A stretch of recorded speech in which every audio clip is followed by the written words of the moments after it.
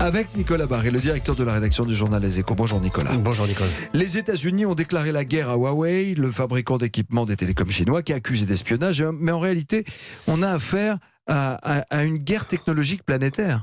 Oui, vous savez, la technologie, c'est la nouvelle arme atomique entre les nations, et Trump le prouve en menaçant d'interdire Huawei d'ici 3 mois l'accès aux technologies américaines. Et il faut bien comprendre l'enjeu. Huawei, c'est le leader mondial de la 5G.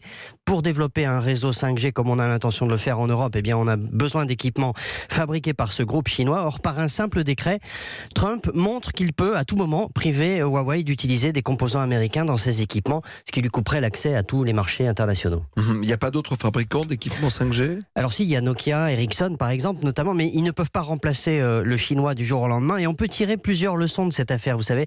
La première, c'est que nous n'avons aucune souveraineté technologique.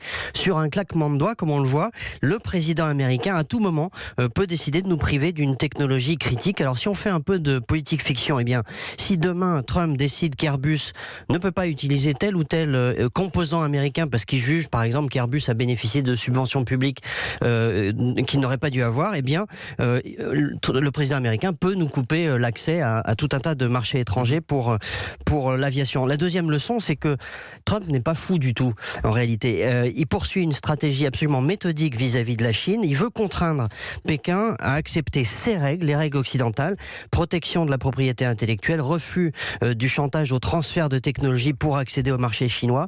Et ce qui distingue Trump de ses prédécesseurs, ça n'est pas l'objectif, ce sont les moyens. Il veut y parvenir par la contrainte, ce que n'osaient pas faire ses prédécesseurs. Quitte à déclencher une escalade importante avec les Chinois. Alors voilà, Trump pense qu'on ne gagne pas face à Xi Jinping, le président chinois, en jouant sur les valeurs, on gagne sur le rapport de force. Les Chinois, d'ailleurs, vont riposter. La guerre commerciale ne fera que nous endurcir, écrivait hier soir le quotidien du peuple, le quotidien du Parti communiste. Et c'est vrai que la Chine a des moyens de rétorsion. En fait, chaque camp peut faire très mal à l'autre. Il y aura donc forcément une issue. Trump n'a qu'un objectif, c'est que ce bras de fer débouche sur un rééquilibrage des relations avec la Chine. Il n'est pas impossible qu'il y arrive, vous savez, c'est un deal maker après tout.